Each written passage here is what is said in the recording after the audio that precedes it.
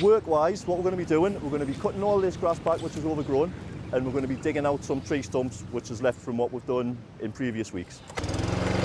We'll have a canny little day, everybody does a little bit, all right? A full day's work ahead, but they won't get paid a penny. These men are all offenders. Their free time is in exchange for their freedom. Unpaid work is part of their community sentence to pay the price for their crimes, just not in prison. For my mind, the very essence of what community payback is, it's paying back to the community where the damage was done. You have seen both sides of it. You've been a prison officer and you're out doing this work now. Yep. Why this over prison?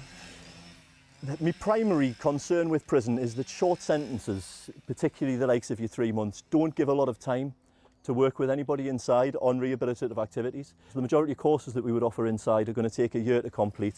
For certain offences and where a short sentence would be what a court would be handing down, I would always be asking the court to look at a community order over a custodial sentence where appropriate. Absolutely not a soft touch at all. For Stephen, convicted of a driving offence, and Michael for public order, not being sent to prison means holding on to some of the things they hope will keep them out of trouble in the future. We can't identify them, so we've changed their names. You know, you're here as an alternative to going to prison. How relieved were you, first of all, that you didn't go to prison? Yeah, very, very relieved, to be fair. On the time I was sentenced to probation, I just had another child, but I've got a job. I would have lost my job. That would have been a massive financial effect on my family. And you have seen both sides. You served time in prison. Yes, I have. 2 short sentences. They didn't do nothing at all. I was just in a pad, stuck there 24/7 really. Didn't do no education as much because by the time I got to it, it was time for me to leave. So there's no value in there and you just get into a deeper hole, I think, really. So you're hoping all this works? That's me done for it, and I'm straight on the straight now, fingers crossed. Stephen's not the only one keeping his fingers crossed. Community sentences and unpaid work are all part of the government's plan to try to tackle the ongoing crisis in prison numbers. A sentencing review due to report soon is looking at scrapping shorter jail sentences. But the government knows it's not without risk. I don't feel like I was punished enough at that time. Mark Cruz says he was worried he wasn't paying a high enough price for his crime when he was given a community sentence after a serious assault on his partner of 30 years. It was his first offence and he says completely out of character. But the course he was ordered to do as part of that sentence forced him to face some painful truths. Yeah. I mean, you said already you felt very ashamed of the physical assault, that one physical assault. But that psychological abuse, that emotional abuse, when you realise that that is in fact what you were doing, but how did you feel about that? Well, I was sick when I sat to think that I had done that. And that's what I'm saying about sitting on these programmes. You've got to be mindful, you've got to actually accept what you did and also want to learn. And so when people say it's not punishment... Right. For me, had I gone to prison, what would I have come out like? Although I wasn't a bad person, shall we say, that might have made us worse. Holding people up is probably worse for the public because all you're doing is locking that animal up and keeping it as an animal. Whereas, yes, I was an animal that night, but that actually now I've had the benefits of a programme to put myself straight again and give me family what they should have had in the beginning as a nice person. Mark's under no illusion. This has to work so he doesn't hurt his family anymore. One case, but an illustration of the delicate balancing act facing government. Trying to reduce the prison population, but keep the public safe too. The pressure of that felt most acutely here. Probation. Lydia Cornelio is on the front line. The stakes are high, aren't they? Absolutely, yeah. Obviously, you're literally managing dangerous people in the community. The stakes are massively high. Lydia says her team is totally committed, but admits she worries it might not always be enough. Workload has increased. It is a very, very stressful job. What keeps you awake at night? Lots of things keep me awake at night. Sometimes there is, have I done enough? Have I done absolutely everything I could? And I think you're always worried about serious further offences. Am I missing something? You know, especially with such a high workload, that can happen. So just checking with your colleagues, like, have I done it? Would you do anything differently? And sometimes you might have not done something that you can then action to make sure that it's done. Relieving the crisis in prisons can only happen if keeping offenders out of jail is done safely. The government knows none of this works unless all of it works. Well, Jackie's also been speaking to the Prisons, Probation and Reducing Reoffending Minister, Lord Timpson. With the prison population now higher than when he started, she asked him what's going wrong. The prison population is higher and it's going to get even higher. That's why we need to build more prison places, because we inherited a very challenging situation. And the real problem is there are too many people who are leaving prison and going back again. They're reoffending and causing more victims.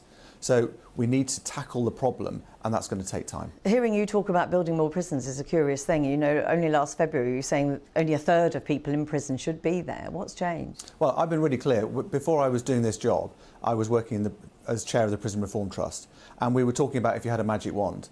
I don't have a magic wand, I have a job. But you are running in government prisons, now. and I have this fantastic opportunity. And the key for me is there are too many people who are leaving prison, addicted to drugs, mentally ill, they've got nowhere to live, and they haven't got a job. And what I need to do is to tackle that, because if we don't tackle that, you will still keep getting people going back to prison again and again, and that's what's happening. But the problem with the numbers in prisons means that the problems in those prisons get worse. Chronic levels of violence, fuelled often by sophisticated drugs economy. Prisoners locked up for huge swathes of the day. Your big passion, rehabilitation, it's just not happening, is it? Well, rehabilitation is a lot harder when prisons are full, and you're exactly right. When prisons are really full, you don't get people to go to education all the time, you know, learning skills, so when they're out, they stay out. And also it means we have more violence, and you're completely right about drugs too. Drugs are a massive problem in prisons, and a lot of that is driven by serious organised crime that are preying on addicted people in prisons. But the problem is one inspection report after another says things aren't changing. In fact, it suggests things are getting worse. Well, we inherited a very, very challenging situation. And I've been going around prisons for 20 years, and I've never known it as bad as when we came into government in July. But the problem is things are not changing very quickly, are they? Well, I think things are changing. We set up employment councils. The Women's Justice Board has already had its work. We're trying to close one women's prison. We're doing a huge amount of work on employment, on addiction. A horrific incident at Frankland. Officers terribly injured. Last week we saw Swinfen Hall in lockdown. Officers injured, prisoners badly injured. Now the POA, Prison Officers Association, say governors there have lost control. Who takes responsibility when things go that badly wrong? Is it you? Is it government? Well, one is I don't think we've lost control at all.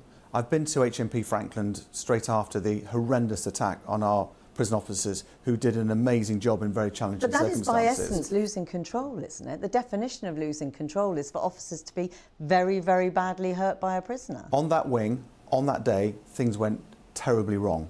But that does in no way mean that we have lost control of a prison at all, and that is not the case. Swinfen Hall in lockdown, officers and prisoners injured.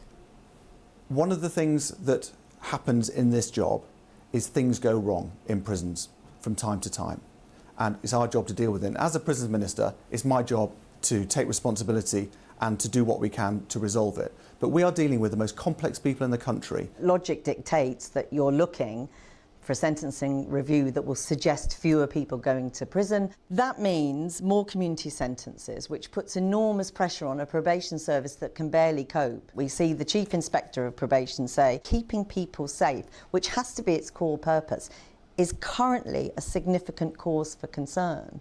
So more community sentences. I mean, are you worried about that? Well, we're building 14,000 more prison places, so there are going to be more people in prison than when I started this job. And we need to build those, and we need to build them quickly. It's a really contradictory picture, isn't it?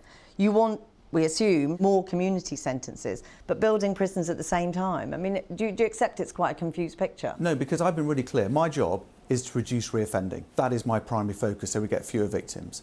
And you're right about probation. Probation are under pressure. That's where the heavy lifting is done in the justice system. So what we need to do is to really focus our time and resources also on probation. That's why we're recruiting 1,000 more probation officers last year, 1,300 more this year, but it takes time for them to learn the skills as well. If you move towards shorter sentencing, sending fewer people to prison, are you confident that you can do that safely at the moment? I am very confident that community sentences are very powerful, but you've got to follow the evidence. It's not right for everybody, but for the right offenders at the right time in their lives, community sentences can be far better at reducing reoffending. Lord Simpson, thank you very much for talking to us. Thank you.